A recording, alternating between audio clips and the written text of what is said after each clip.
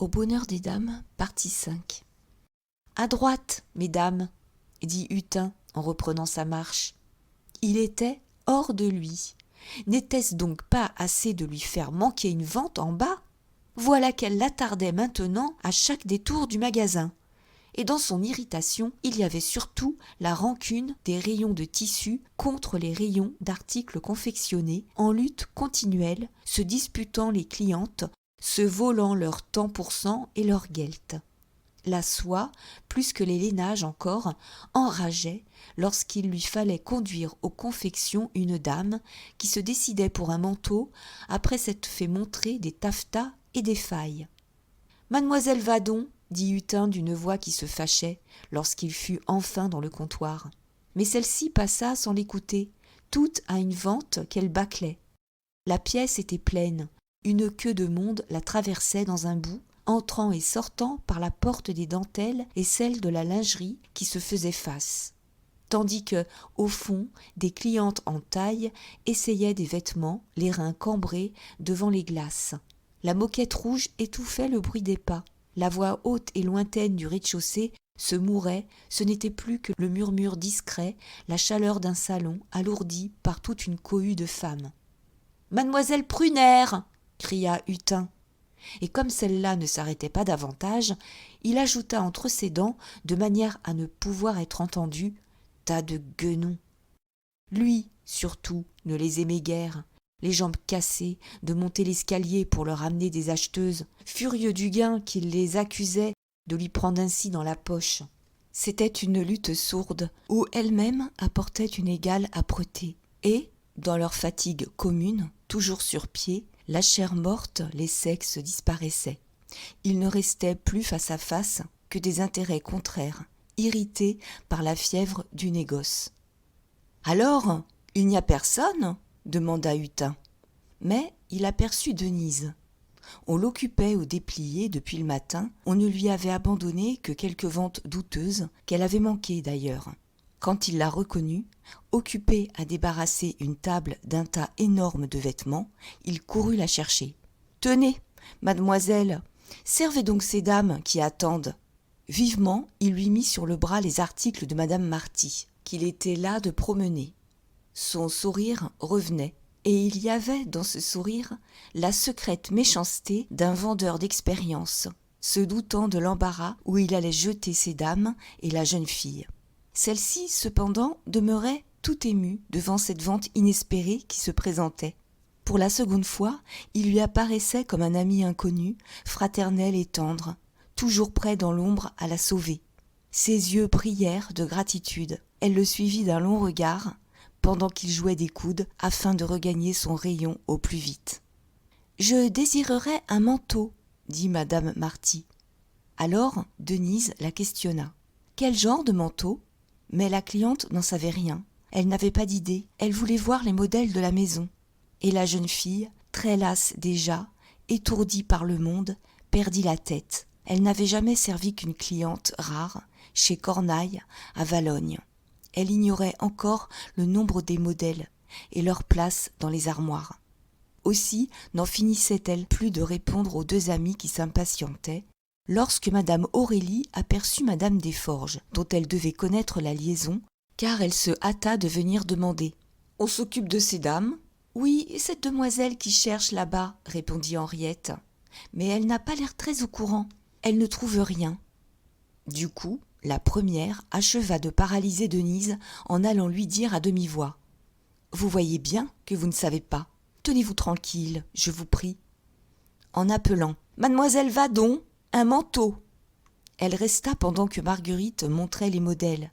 Celle-ci prenait avec les clientes une voix sèchement polie, une attitude désagréable de fille vêtue de soie, frottée à toutes les élégances dont elle gardait, à son insu même, la jalousie et la rancune. Lorsqu'elle entendit madame Marty dire qu'elle ne voulait pas dépasser 200 francs, elle eut une moue de pitié. « Oh, madame mettrait davantage, il était impossible, avec 200 francs, que madame trouvât quelque chose de convenable. » Et elle jetait sur un comptoir les manteaux ordinaires, d'un geste qui signifiait « Voyez donc, est-ce pauvre ?» Madame Marty n'osait les trouver bien. Elle se pencha pour murmurer à l'oreille de madame Desforges. « Hein ? N'aimez-vous pas mieux être servie par des hommes ? On est plus à l'aise. » Enfin, Marguerite apporta un manteau de soie garni de jais qu'elle traitait avec respect. Et madame Aurélie appela Denise. « Servez à quelque chose au moins, mettez ça sur vos épaules. » Denise, frappée au cœur, désespérant de jamais réussir dans la maison, était demeurée immobile, les mains ballantes. On allait la renvoyer sans doute. Les enfants seraient sans pain. Le brouhaha de la foule bourdonnait dans sa tête. Elle se sentait chancelée, les muscles meurtris d'avoir soulevé des brassées de vêtements, besogne de manœuvres qu'elle n'avait jamais faites. Pourtant, il lui fallut obéir. Elle dut laisser Marguerite draper le manteau sur elle, comme sur un mannequin. « Tenez-vous droite !» dit madame Aurélie. Mais presque aussitôt, on oublia Denise. Mouret venait d'entrer avec Valagnosc et Bourdoncle, et il saluait ces dames. Il recevait leurs compliments pour sa magnifique exposition des nouveautés d'hiver. On se récria forcément sur le salon oriental. Valagnosc, qui achevait sa promenade à travers les comptoirs, témoignait plus de surprise que d'admiration. Mais après tout, pensait-il dans sa nonchalance de pessimiste, ce n'était jamais que beaucoup de calicots à la fois. Quant à Bourdoncle, il oubliait qu'il était de l'établissement. Il félicitait aussi son patron, afin de lui faire oublier ses doutes et ses persécutions inquiètes du matin. « Oui, oui, ça marche assez bien, je suis content », répétait Mouret, radieux, répondant par un sourire au tendre regard d'Henriette. « Mais il ne faut pas que je vous dérange, mesdames. » Alors, tous les yeux revinrent sur Denise. Elle s'abandonnait aux mains de Marguerite, qui la faisait tourner lentement. « Hein ? Qu'en pensez-vous ? » demanda madame Marty à madame Desforges. Cette dernière décidait en arbitre suprême de la mode. « Il n'est pas mal, et de coupe originale. Seulement, il me semble peu gracieux de la taille. »« Oh !» intervint madame Aurélie, « il faudrait le voir sur madame elle-même. Vous comprenez, il ne fait aucun effet sur mademoiselle, qui n'est guère étoffée. Redressez-vous donc, mademoiselle, donnez-lui toute son importance. » On sourit. Denise était devenue très pâle. Une honte la prenait d'être ainsi changée en une machine qu'on examinait et dont on plaisantait librement. Madame Desforges, cédant à une antipathie de nature contraire, agacée par le visage doux de la jeune fille, ajouta méchamment : « Sans doute, il irait mieux si la robe de mademoiselle était moins large. » Et elle jetait à Mouret le regard moqueur d'une Parisienne que l'hâtifement ridicule d'une provinciale égayait.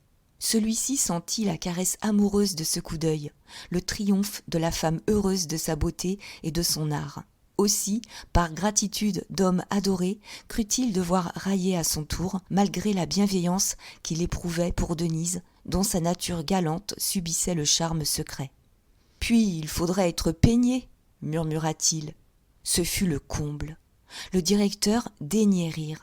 Toutes ces demoiselles éclatèrent. Marguerite risqua un léger gloussement de fille distinguée qui se retient.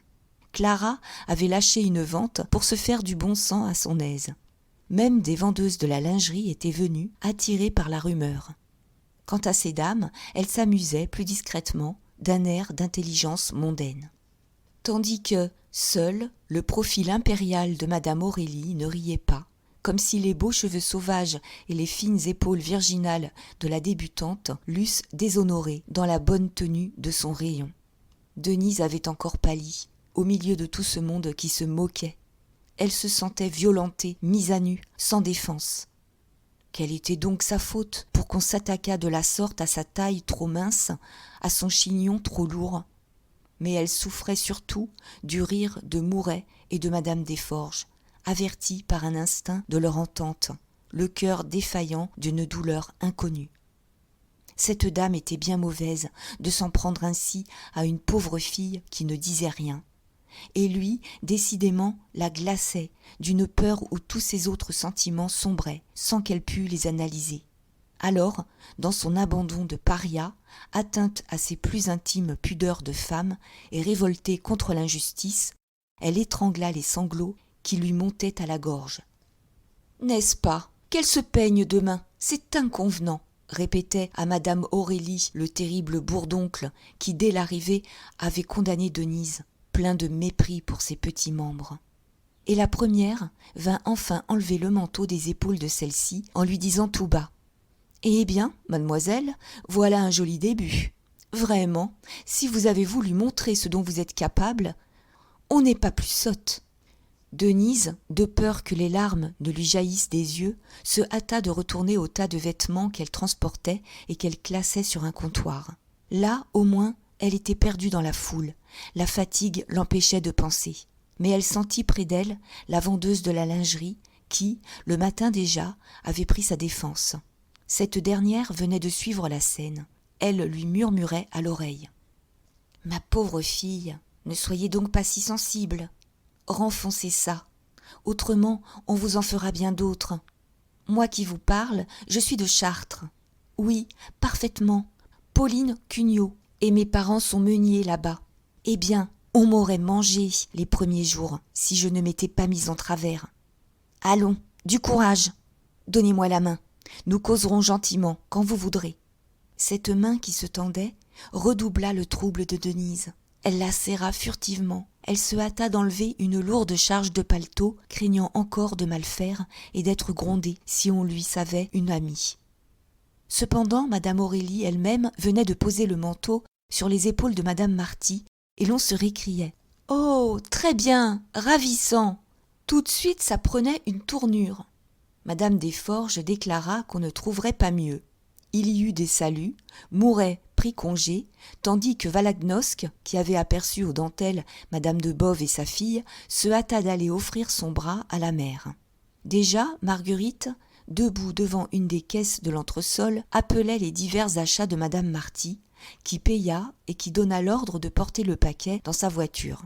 Madame Desforges avait retrouvé tous ses articles à la caisse 10. Puis, ces dames se rencontrèrent une fois encore dans le salon oriental. Elles partaient, mais ce fut au milieu d'une crise bavarde d'admiration. Madame Guibal elle-même s'exaltait. « Oh, délicieux! On se dirait là-bas! N'est-ce pas un vrai harem? Et pas cher! Les Smyrnes! Ah, les Smyrnes! Quel ton! Quelle finesse! Et ce Kurdistan, voyez donc, un Delacroix! » Lentement, la foule diminuait.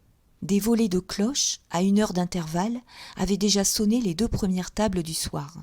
La 3e allait être servie, et dans les rayons, peu à peu déserts, il ne restait que des clientes attardées à qui leur rage de dépenses faisait oublier l'heure. Du dehors ne venaient plus que les roulements des derniers fiacres, au milieu de la voie empâtée de Paris, un ronflement d'ogres repus, digérant les toiles et les draps, les soies et les dentelles dont on le gavait depuis le matin. À l'intérieur, sous le flamboiement des becs de gaz qui, brûlant dans le crépuscule, avaient éclairé les secousses suprêmes de la vente, c'était comme un champ de bataille encore chaud du massacre des tissus. Les vendeurs, harassés de fatigue, campaient parmi la débâcle de leurs casiers et de leurs comptoirs que paraissait avoir saccagé le souffle furieux d'un ouragan. On longeait avec peine les galeries du rez-de-chaussée, obstruées par la débandade des chaises. Il fallait enjamber, à la ganterie, une barricade de cartons, entassés autour de Mignot. Au lainage, on ne passait plus du tout. Liénard sommeillait au-dessus d'une mer de pièces où des piles restées debout, à moitié détruites, semblaient des maisons dont un fleuve débordé charrie les ruines. Et, plus loin, le blanc avait neigé à terre. On butait contre des banquises de serviettes, on marchait sur les flocons légers des mouchoirs. Même ravage en haut, dans les rayons de l'entresol. Les fourrures jonchaient les parquets, les confections s'amoncelaient comme des capotes de soldats mis hors de combat. Les dentelles et la lingerie, dépliées, froissées, jetées au hasard, faisaient songer à un peuple de femmes qui se seraient déshabillées là, dans le désordre d'un coup de désir.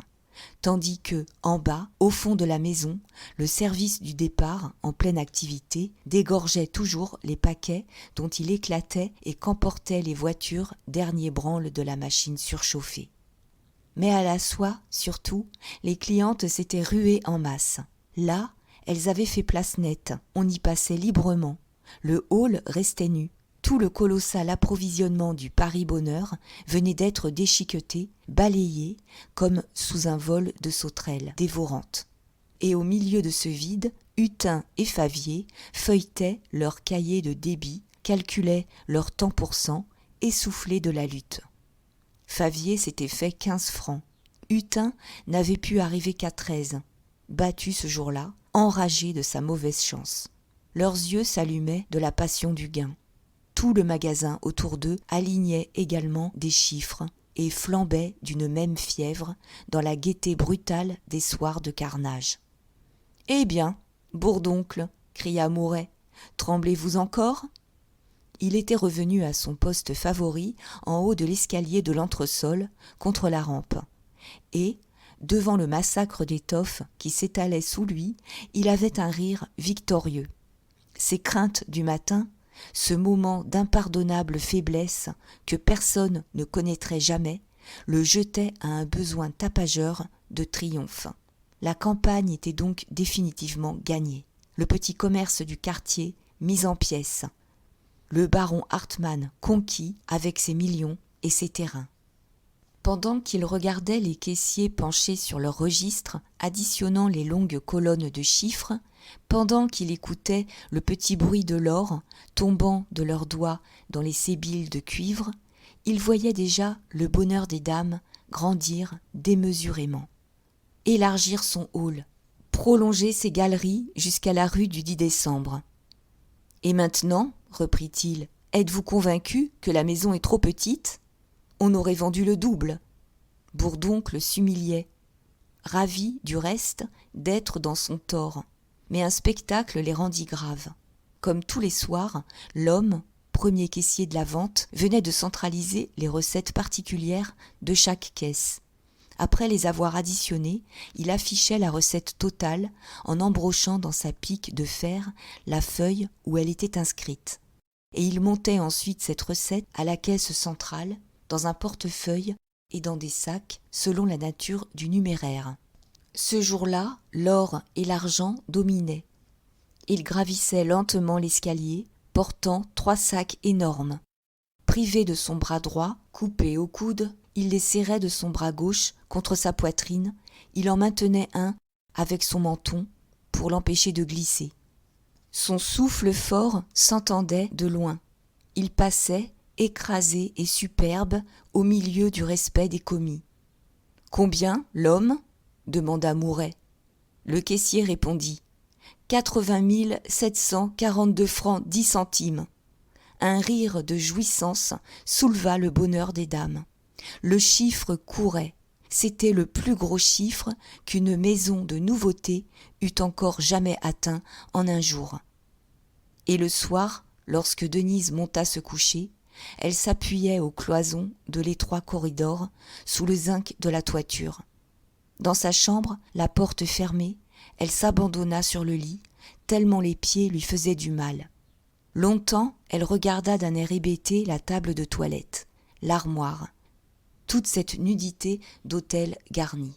C'était donc là qu'elle allait vivre. Et sa première journée se creusait, abominable, sans fin. Jamais elle ne trouverait le courage de la recommencer. Puis, elle s'aperçut qu'elle était vêtue de soie. Cet uniforme l'accablait. Elle eut l'enfantillage, pour défaire sa malle, de vouloir remettre sa vieille robe de laine, restée au dossier d'une chaise. Mais quand elle fut rentrée dans ce pauvre vêtement à elle, une émotion l'étrangla. Les sanglots qu'elle contenait depuis le matin crevèrent brusquement en un flot de larmes chaudes. Elle était retombée sur le lit. Elle pleurait au souvenir de ses 2 enfants. Elle pleurait toujours sans avoir la force de se déchausser, ivre de fatigue et de tristesse. Chapitre 5. Le lendemain, Denise était descendue au rayon depuis une demi-heure à peine, lorsque madame Aurélie lui dit de sa voix brève « Mademoiselle, on vous demande à la direction. » La jeune fille trouva Mouret seul, assis dans le grand cabinet tendu de reps verts. Il venait de se rappeler la Malpeignée, comme la nommait Bourdoncle. Et lui qui répugnait d'ordinaire au rôle de gendarme, il avait eu l'idée de la faire comparaître pour la secouer un peu, si elle était toujours fagotée en provinciale. La veille, malgré sa plaisanterie, il avait éprouvé devant madame Desforges une contrariété d'amour-propre, en voyant discuter l'élégance d'une de ses vendeuses. C'était, chez lui, un sentiment confus, un mélange de sympathie et de colère. « Mademoiselle, commença-t-il, nous vous avions prise par égard pour votre oncle, et il ne faut pas nous mettre dans la triste nécessité. » Mais il s'arrêta. En face de lui, de l'autre côté du bureau, Denise se tenait droite, sérieuse et pâle. Sa robe de soie n'était plus trop large, serrant sa taille ronde, moulant les lignes pures de ses épaules de vierge. Et, si sa chevelure, nouée en grosses tresses, restait sauvage, elle tâchait du moins de se contenir. Après s'être endormie toute vêtue, les yeux épuisés de larmes, la jeune fille, en se réveillant vers 4 heures, avait eu honte de cette crise de sensibilité nerveuse. Et elle s'était mise immédiatement à rétrécir la robe. Elle avait passé 1 heure devant l'étroit miroir, le peigne dans ses cheveux, sans pouvoir les réduire, comme elle l'aurait voulu. « Ah, Dieu merci !» murmura Mouret. « Vous êtes mieux ce matin. Seulement, ce sont encore ces diablesses de mèches. » Il s'était levé. Il vint corriger sa coiffure, du même geste familier dont madame Aurélie avait essayé de le faire la veille. « Tenez, rentrez donc ça derrière l'oreille. Le chignon est trop haut. » Elle n'ouvrait pas la bouche, elle se laissait arranger. Malgré son serment d'être forte, elle était arrivée toute froide dans le cabinet, avec la certitude qu'on l'appelait pour lui signifier son renvoi, et l'évidente bienveillance de Mouret ne la rassurait pas. Elle continuait à le redouter, à ressentir près de lui ce malaise qu'elle expliquait par un trouble bien naturel devant l'homme puissant dont sa destinée dépendait. Quand il la vit si tremblante sous ses mains qui lui effleuraient la nuque, il eut regret de ce mouvement d'obligeance, car il craignait surtout de perdre son autorité. « Enfin, mademoiselle, reprit-il en mettant de nouveau le bureau entre elle et lui, tâchez de veiller sur votre tenue. Vous n'êtes plus à Valognes. Étudiez nos Parisiennes. Si le nom de votre oncle a suffi pour vous ouvrir notre maison, je veux croire que vous tiendrez ce que votre personne m'a semblé promettre. Le malheur est que tout le monde ici ne partage point mon avis. Vous voilà prévenu, n'est-ce pas?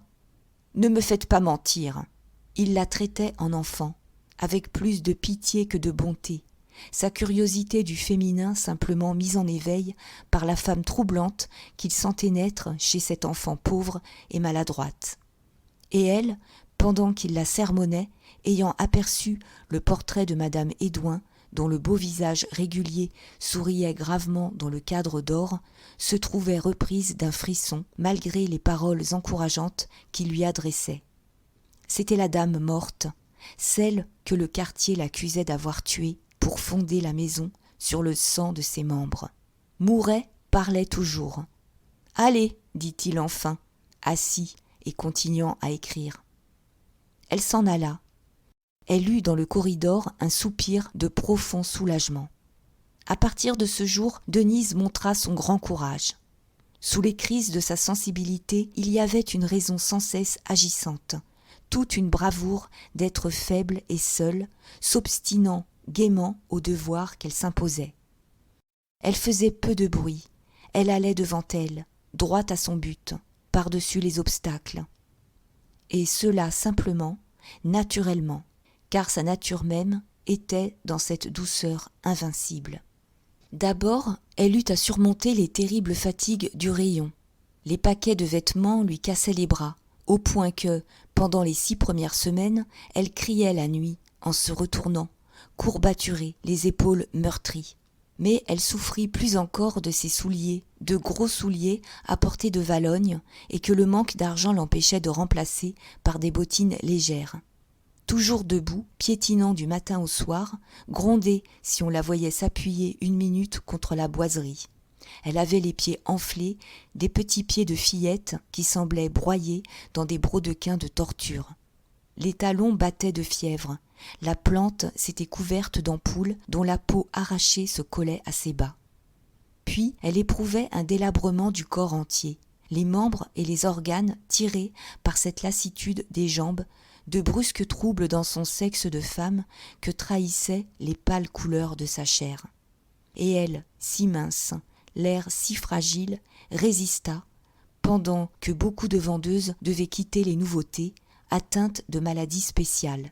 Sa bonne grâce à souffrir, l'entêtement de sa vaillance la maintenait souriante et droite, lorsqu'elle défaillait, à bout de force, épuisée par un travail auquel des hommes auraient succombé. Ensuite, son tourment fut d'avoir le rayon contre elle. Au martyre physique s'ajoutait la sourde persécution de ses camarades. Après 2 mois de patience et de douceur, elle ne les avait pas encore désarmés. C'étaient des mots blessants, des inventions cruelles, une mise à l'écart qui la frappait au cœur dans son besoin de tendresse. On l'avait longtemps plaisanté sur son début fâcheux. Les mots de sabot, de tête de pioche circulaient, celle qui manquait une vente était envoyée à Valognes. Elle passait, enfin, pour la bête du comptoir. Puis, lorsqu'elle se révéla plus tard comme une vendeuse remarquable, au courant désormais du mécanisme de la maison, il y eut une stupeur indignée, et, à partir de ce moment, ces demoiselles s'entendirent de manière à ne jamais lui laisser une cliente sérieuse.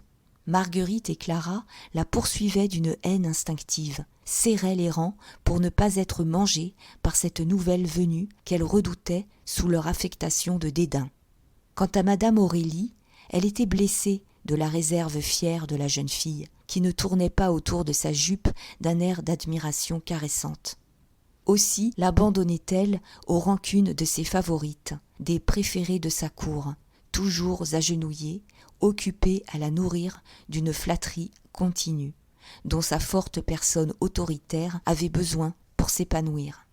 Un instant, la seconde, madame Frédéric, parut ne pas entrer dans le complot, mais ce devait être par inadvertance, car elle se montra également dure dès qu'elle s'aperçut des ennuis où ses bonnes manières pouvaient la mettre.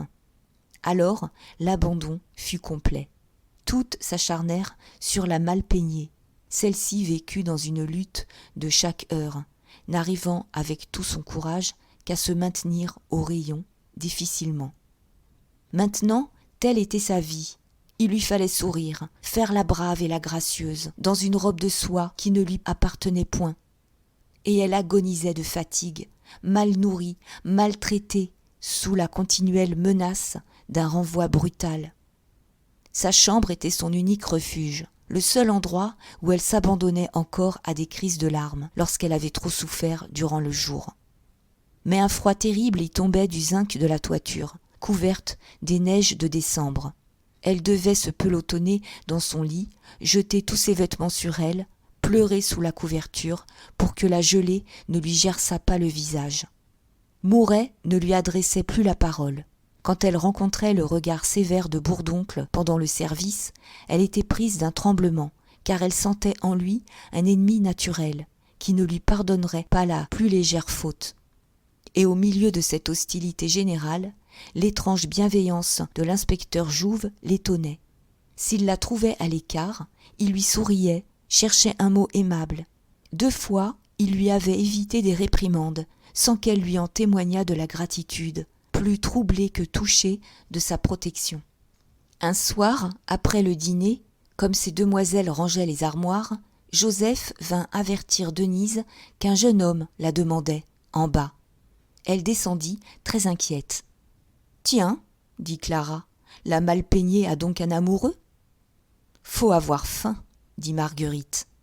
En bas, sous la porte, Denise trouva son frère Jean. Elle lui avait formellement défendu de se présenter ainsi au magasin, ce qui produisait le plus mauvais effet. Mais elle n'osa le gronder, tellement il paraissait hors de lui, sans casquette, essoufflé d'être venu en courant du faubourg du Temple. « As-tu 10 francs ?» balbutia-t-il. « Donne-moi 10 francs, ou je suis un homme perdu. » Ce grand galopin, aux cheveux blonds envolés, était si drôle, avec son beau visage de fille, en lançant cette phrase de mélodrame, qu'elle aurait souri, sans l'angoisse où la mettait la demande d'argent. « Comment ? 10 francs ?» murmura-t-elle. « Qu'y a-t-il donc ?» Il rougit. Il expliqua qu'il avait rencontré la sœur d'un camarade. Denise le fit taire, gagnée par son embarras, n'ayant pas besoin d'en savoir davantage.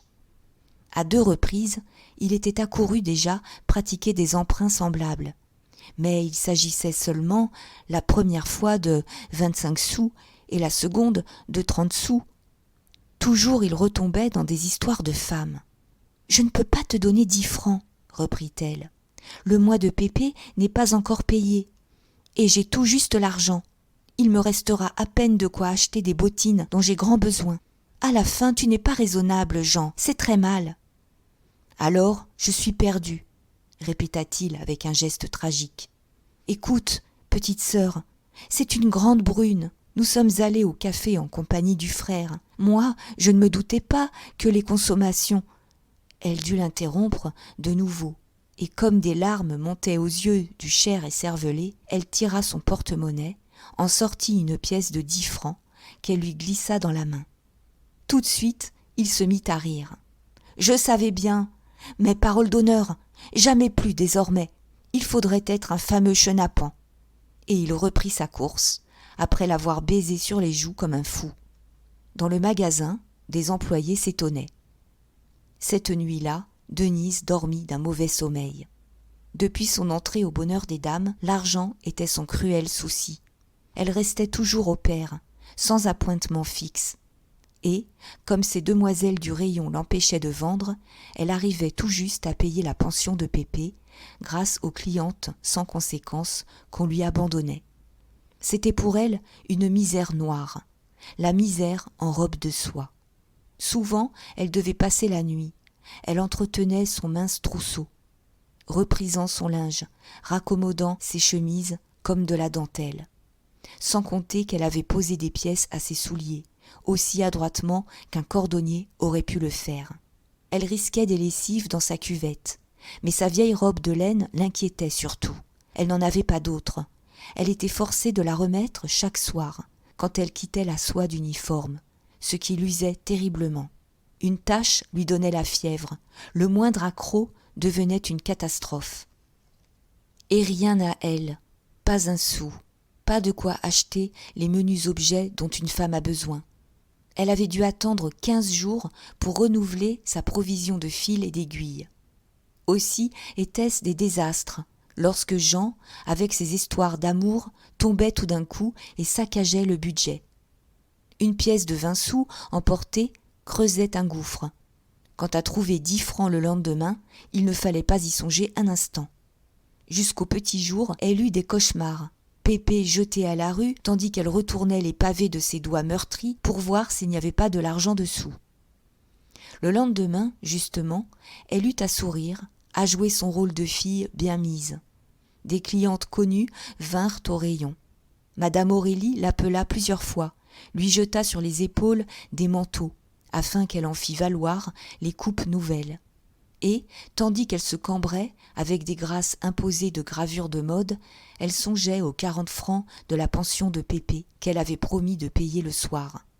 Elle se passerait bien encore de bottines ce mois-là.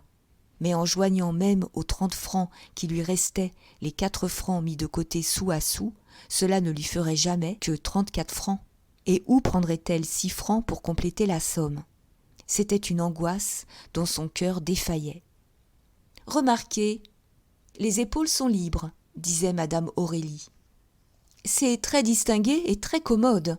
Mademoiselle peut croiser les bras. »« Oh, parfaitement, » répétait Denise, qui gardait un air aimable. « On ne le sent pas, madame en sera contente. » Maintenant, elle se reprochait d'être allée, l'autre dimanche, chercher Pépé chez madame Gras pour le promener aux Champs-Élysées.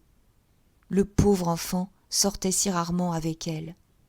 Mais il avait fallu lui acheter du pain d'épices et une pelle, puis le mener voir Guignol, et tout de suite cela était monté à 29 sous. Vraiment, Jean ne songeait guère au petit lorsqu'il faisait des sottises. Ensuite, tout retombait sur elle. « Du moment qu'il ne plaît pas à madame, » reprenait la première. « Tenez, mademoiselle, mettez la rotonde, afin que madame juge. » Et Denise marchait à petits pas, la rotonde aux épaules, en disant « Elle est plus chaude. » C'est la mode de cette année. Jusqu'au soir, derrière sa bonne grâce de métier, elle se tortura ainsi pour savoir où trouver de l'argent. Ces demoiselles, débordées, lui laissèrent faire une vente importante. Mais on était au mardi. Il fallait attendre 4 jours avant de toucher la semaine. Après le dîner, elle résolut de remettre au lendemain sa visite chez Madame Gras. Elle s'excuserait, dirait avoir été retenue, et d'ici là, peut-être aurait-elle les 6 francs. Comme Denise évitait les moindres dépenses, elle montait se coucher de bonne heure. Que pouvait-elle faire sur les trottoirs, sans un sou, avec sa sauvagerie, et toujours inquiétée par la grande ville, où elle ne connaissait que les rues voisines du magasin? Après s'être risquée jusqu'au Palais Royal pour prendre l'air, elle rentrait vite, s'enfermait, se mettait à coudre ou à savonner. C'était, le long du couloir des chambres, une promiscuité de casernes, des filles souvent peu soignées, des commérages d'eau de toilette et de linge sale, toute une aigreur qui se dépensait en brouille et en raccommodements continuels. Du reste, défense de remonter pendant le jour.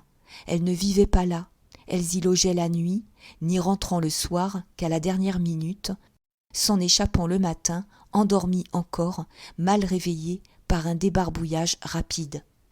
Et ce coup de vent qui balayait sans cesse le couloir, la fatigue des 13 heures de travail qui les jetait au lit sans un souffle, achevaient de changer les combles en une auberge traversée par la maussaderie éreintée d'une débandade de voyageurs.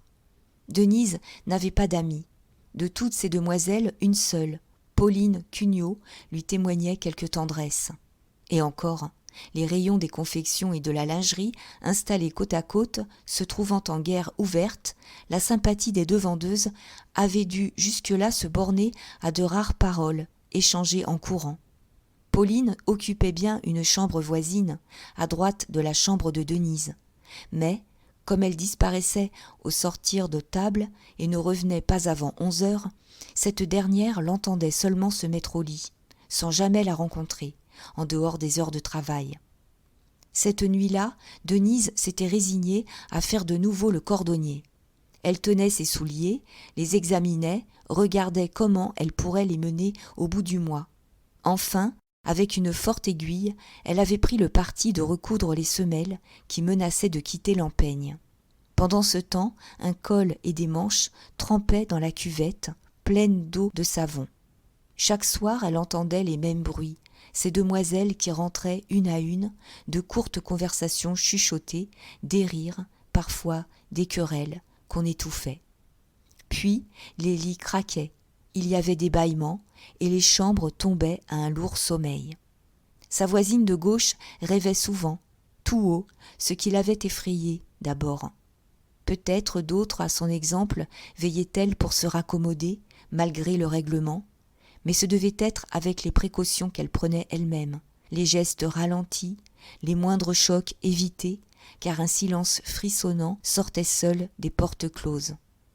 11 heures étaient sonnées depuis 10 minutes, lorsqu'un bruit de pas lui fit lever la tête.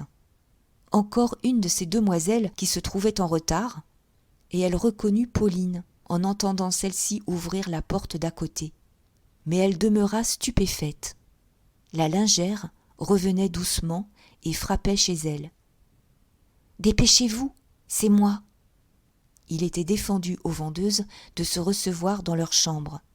Aussi, Denise tourna-t-elle la clé vivement pour que sa voisine ne fût pas surprise par mademoiselle Cabin qui veillait à la stricte observation du règlement. « Elle était là ?» demanda-t-elle en refermant la porte. « Qui ? Madame Cabin ?» dit Pauline. « Oh, ce n'est pas d'elle que j'ai peur. » Avec 100 sous. Puis elle ajouta : « Voici longtemps que je veux causer. En bas, on ne peut jamais. Puis vous m'avez eu l'air si triste ce soir à table. » Denise la remerciait, la priait de s'asseoir, touchée de son air bonne fille. Mais, dans le trouble où cette visite imprévue la mettait, elle n'avait pas lâché le soulier qu'elle était en train de recoudre.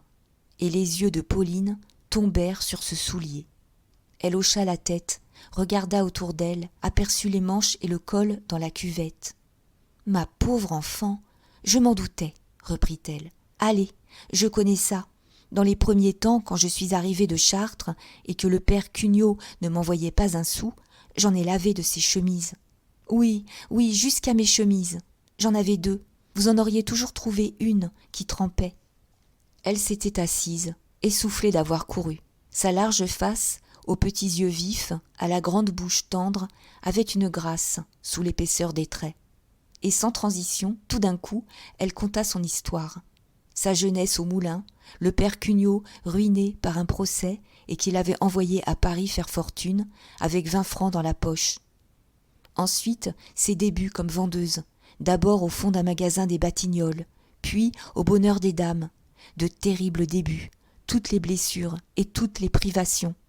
Enfin, sa vie actuelle, les 200 francs qu'elle gagnait par mois, les plaisirs qu'elle prenait, l'insouciance où elle laissait couler ses journées. Des bijoux, une broche, une chaîne de montre luisaient sur sa robe de drap gros bleu, pincée coquettement à la taille. Et elle souriait sous sa toque de velours ornée d'une grande plume grise. Denise était devenue très rouge avec son soulier. Elle voulait balbutier une explication. « Puisque ça m'est arrivé, » répéta Pauline, « voyons, je suis votre aînée, j'ai 26 ans et demi, sans que cela paraisse. Contez-moi vos petites affaires. » Alors Denise céda devant cette amitié qui s'offrait si franchement. Elle s'assit en jupon, un vieux châle noué sur les épaules, près de Pauline en toilette, et une bonne causerie s'engagea entre elles. Il gelait dans la chambre. Le froid semblait y couler des murs mansardés, d'une nudité de prison. Mais elles ne s'apercevaient pas que leurs doigts avaient l'onglet. Elles étaient toutes à leur confidence. Peu à peu, Denise se livra, parla de Jean et de Pépé, dit combien la question d'argent la torturait, ce qui les amena toutes deux à tomber sur ces demoiselles des confections. Pauline se soulageait. Oh, les mauvaises teignes! Si elles se conduisaient en bonnes camarades, vous pourriez vous faire plus de 100 francs. Tout le monde m'en veut sans que je sache pourquoi, disait Denise, gagnée par les larmes. Ainsi, monsieur Bourdoncle est sans cesse à me guetter, pour me prendre en faute, comme si je le gênais. Il n'y a guère que le père Jouve. L'autre l'interrompit. Ce vieux singe d'inspecteur, ah, ma chère, ne vous y fiez point. Vous savez, les hommes qui ont des grands nez comme ça, il a beau étaler sa décoration, on raconte une histoire qu'il aurait eue chez nous, à la lingerie. Mais que vous êtes donc enfant de vous chagriner ainsi. Est-ce malheureux d'être si sensible? Pardi, ce qui vous arrive à toutes. On vous fait payer la bienvenue. Elle lui saisit les mains. Elle l'embrassa, emportée par son bon cœur. La question d'argent était plus grave. Certainement, une pauvre fille ne pouvait soutenir ses 2 frères, payer la pension du petit et régaler les maîtresses du grand en ramassant les quelques sous douteux dont les autres ne voulaient point, car il était à craindre qu'on ne la pointât pas avant la reprise des affaires, en mars. « Écoutez, il est impossible que vous teniez le coup davantage, » dit Pauline. « Moi, à votre place ?» Mais un bruit, venu du corridor, la fit taire. C'était peut-être Marguerite, qu'on accusait de se promener en chemise de nuit pour moucharder le sommeil des autres. La lingère, qui serrait toujours les mains de son amie, la regarda un moment en silence, l'oreille tendue. Puis elle recommença très bas, d'un air de tendre conviction. « Moi, à votre place, je prendrais quelqu'un. »« Comment quelqu'un ?» murmura Denise, sans comprendre d'abord. Lorsqu'elle eut compris, elle retira ses mains. Elle resta toute sotte. Ce conseil la gênait comme une idée qui ne lui était jamais venue, et dont elle ne voyait pas l'avantage. « Oh non !» répondit-elle simplement. « Alors, continua Pauline, vous ne vous en sortirez pas, c'est moi qui vous le dis. Les chiffres sont là. 40 francs pour le petit, des pièces de 100 sous de temps à autre au grand, et vous ensuite, vous qui ne pouvez toujours aller mise comme une pauvresse, avec des souliers dont ces demoiselles plaisantent, oui, parfaitement, vos souliers vous font du tort. Prenez quelqu'un, ce sera beaucoup mieux. »« Non, » répéta Denise. « Eh bien, vous n'êtes pas raisonnable. C'est forcé, ma chère, et si naturel. Nous avons toutes passé par là. Moi, tenez, j'étais au père, comme vous. Pas un liard. On est couché et nourri, bien sûr, mais il y a la toilette. Puis, il est impossible de rester sans un sou, renfermé dans sa chambre, à regarder voler les mouches. Alors, mon Dieu, il faut se laisser aller. » Et elle parla de son premier amant, un clerc d'avoué qu'elle avait connu dans une partie à Meudon. Après celui-là, elle s'était mise avec un employé des postes. Enfin, depuis l'automne, elle fréquentait un vendeur du bon marché. Un grand garçon, très gentil, chez lequel elle passait toutes ses heures libres. Jamais qu'un à la fois, du reste. Elle était honnête. Elle s'indignait lorsqu'on parlait de ses filles qui se donnent au premier venu. « Je ne vous dis point de vous mal conduire, au moins, » reprit-elle vivement. « Ainsi, je ne voudrais pas être rencontrée en compagnie de votre Clara, de peur qu'on ne m'accusât de faire la noce comme elle. Mais quand on est tranquillement avec quelqu'un et qu'on n'a aucun reproche à s'adresser, ça vous semble donc vilain ?»« Non, » répondit Denise. « Ça ne me va pas, voilà tout. » Il y eut un nouveau silence. Dans la petite chambre glacée, toutes deux se souriaient, émues de cette conversation à voix basse. « Et puis, il faudrait d'abord avoir de l'amitié pour quelqu'un, » reprit-elle, les joues roses. La lingère fut très étonnée. Elle finit par rire, et elle l'embrassa une seconde fois, en disant « Mais, ma chérie, quand on se rencontre et qu'on se plaît, êtes-vous drôle ? On ne vous forcera pas. Voyons, voulez-vous que dimanche, Boger nous conduise quelque part à la campagne ? Il amènera un de ses amis. »« Non, » répéta Denise avec une douceur entêtée. Alors Pauline n'insista plus. Chacune était maîtresse d'agir à son goût. Ce qu'elle en avait dit, c'était par bonté de cœur, car elle éprouvait un véritable chagrin de voir si malheureuse une camarade. Et, comme minuit allait sonner, elle se leva pour partir. Mais auparavant, elle força Denise à accepter les 6 francs qui lui manquaient, en la suppliant de ne pas se gêner, de ne les rendre que lorsqu'elle gagnerait davantage. « Maintenant, » ajouta-t-elle, « éteignez votre bougie pour qu'on ne sache pas quelle porte s'ouvre. Vous la rallumerez ensuite. » La bougie éteinte, toutes deux se serrèrent encore les mains. Et Pauline fila légèrement, rentra chez elle, sans laisser d'autre bruit que le frôlement de sa jupe, au milieu du sommeil écrasé de fatigue des autres petites chambres. Avant de se mettre au lit, Denise voulut achever de recoudre son soulier et faire son savonnage. Le froid devenait plus vif à mesure que la nuit avançait, mais elle ne le sentait pas. Cette causerie avait remué tout le sang de son cœur. Elle n'était point révoltée. Il lui semblait bien permis d'arranger l'existence comme on l'entendait, lorsqu'on se trouvait seul et libre sur la terre. Jamais elle n'avait obéi à des idées. Sa raison droite et sa nature saine la maintenaient simplement dans l'honnêteté où elle vivait. Vers 1h, elle se coucha enfin. Non, elle n'aimait personne. Alors à quoi bon déranger sa vie, gâter le dévouement maternel qu'elle avait voué à ses 2 frères ? Pourtant, elle ne s'endormait pas. Des frissons tièdes montaient à sa nuque. L'insomnie faisait passer devant ses paupières closes des formes indistinctes qui s'évanouissaient dans la nuit. À partir de ce moment, Denise s'intéressa aux histoires tendres de son rayon. En dehors des heures de gros travail, on y vivait dans une préoccupation constante de l'homme. Des commérages couraient, des aventures égayaient ces demoiselles pendant 8 jours. Clara était un scandale, avait 3 entreteneurs, disait-on, sans compter la queue d'amants de hasard qu'elle traînait derrière elle.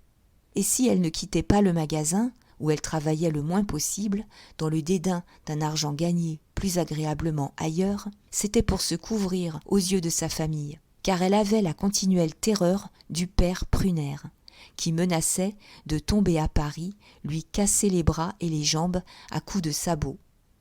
Au contraire, Marguerite se conduisait bien. On ne lui connaissait pas d'amoureux. Cela causait une surprise. Toutes se racontaient son aventure, les couches qu'elle était venue cacher à Paris. Alors, comment avait-elle pu faire cet enfant si elle était vertueuse ? Et certaines parlaient d'un hasard, en ajoutant qu'elle se gardait maintenant pour son cousin de Grenoble. Ces demoiselles plaisantaient aussi madame Frédéric, lui prêtaient des relations discrètes avec de grands personnages. La vérité était qu'on ne savait rien de ses affaires de cœur. Elle disparaissait le soir, raidie dans sa maussaderie de veuve, l'air pressé, sans que personne pût dire où elle courait si fort. Quant aux passions de madame Aurélie, à ses prétendues fringales de jeune homme obéissant, elles étaient certainement fausses. On inventait cela entre vendeuses mécontentes, histoire de rire. Peut-être la première avait-elle témoigné autrefois trop de maternité à un ami de son fils. Seulement, elle occupait aujourd'hui dans les nouveautés une situation de femme sérieuse qui ne s'amusait plus à de pareils enfantillages. Puis venait le troupeau, la débandade du soir, 9 sur 10, que des amants attendaient à la porte. C'était sur la place Gaillon, le long de la rue de la Michaudière et de la rue Neuve-Saint-Augustin, toute une faction d'hommes immobiles, guettant du coin de l'œil. Et, quand le défilé commençait, chacun tendait le bras, emmenait la sienne, disparaissait en causant avec une tranquillité maritale. Mais ce qui troubla le plus Denise, ce fut de surprendre le secret de Colomban. À toute heure, elle le trouvait de l'autre côté de la rue, sur le seuil du vieil Elbeuf, les yeux levés et ne quittant pas du regard ces demoiselles des confections. Quand il se sentait guetté par elles, il rougissait, détournait la tête, comme s'il eût redouté que la jeune fille ne le vendît à sa cousine Geneviève, bien qu'il n'y eût plus aucun rapport entre les Baudu et leur nièce, depuis l'entrée de celle-ci au bonheur des dames. D'abord, elle le crut amoureux de Marguerite, à voir ses airs transis d'amant qui désespèrent, car Marguerite, sage et couchant au magasin, n'était point commode. Puis elle resta stupéfaite lorsqu'elle acquit la certitude que les regards ardents du commis s'adressaient à Clara. Il y avait des mois qu'il brûlait ainsi, sur le trottoir d'en face, sans trouver le courage de se déclarer. Et cela pour une fille libre qui demeurait rue Louis-le-Grand, qu'il aurait pu aborder avant qu'elle s'en allât chaque soir au bras d'un nouvel homme. Clara elle-même ne paraissait pas se douter de sa conquête. La découverte de Denise l'emplit d'une émotion douloureuse. Était-ce donc si bête, l'amour ? Quoi ? Ce garçon qui avait tout un bonheur sous la main, et qui gâtait sa vie, et qui adorait une gueuse comme un saint-sacrement ? À partir de ce jour, elle éprouva un serrement de cœur chaque fois qu'elle aperçut, derrière les carreaux verdâtres du vieil Elbeuf, le profil pâle et souffrant de Geneviève. Le soir, Denise songeait ainsi en regardant ces demoiselles s'en aller avec leurs amants. Celles qui ne couchaient pas au bonheur des dames disparaissaient jusqu'au lendemain, rapportaient à leurs rayons l'odeur du dehors dans leurs jupes, tout un inconnu troublant. Et la jeune fille devait parfois répondre par un sourire au signe de tête amical dont la saluait Pauline, que Baugé attendait régulièrement dès 8h30, debout à l'angle de la fontaine Gaillon. Puis, après être sortie la dernière et avoir fait son tour furtif de promenade, toujours seule, elle était rentrée la première. Elle travaillait ou se couchait, la tête occupée d'un rêve, prise de curiosité sur cette existence de Paris, qu'elle ignorait. Certes, elle ne jalousait pas ces demoiselles, elle était heureuse de sa solitude, de cette sauvagerie où elle vivait enfermée, comme au fond d'un refuge. Mais son imagination l'emportait, tâchait de deviner les choses, évoquait les plaisirs sans cesse comptés devant elle, les cafés, les restaurants, les théâtres, les dimanches passés sur l'eau et dans les guinguettes. Toute une fatigue d'esprit lui en restait, un désir mêlé de lassitude, et il lui semblait être déjà rassasié de ces amusements dont elle n'avait jamais goûté. Cependant, il y avait peu de place pour les songeries dangereuses, au milieu de son existence de travail. Dans le magasin, sous l'écrasement des 13 heures de besogne, on ne pensait guère à des tendresses entre vendeurs et vendeuses. Si la bataille continuelle de l'argent n'avait effacé les sexes, il aurait suffi, pour tuer le désir, de la bousculade de chaque minute qui occupait la tête et rompait les membres. À peine pouvait-on citer quelques rares liaisons d'amour parmi les hostilités et les camaraderies d'homme à femme, les coudoiements sans fin de rayon à rayon. Tous n'étaient plus que des rouages, se trouvaient emportés par le branle de la machine, abdiquant leur personnalité, additionnant simplement leur force dans ce total banal et puissant de phalanstère. Au dehors, seulement, reprenait la vie individuelle, avec la brusque flambée des passions qui se réveillaient.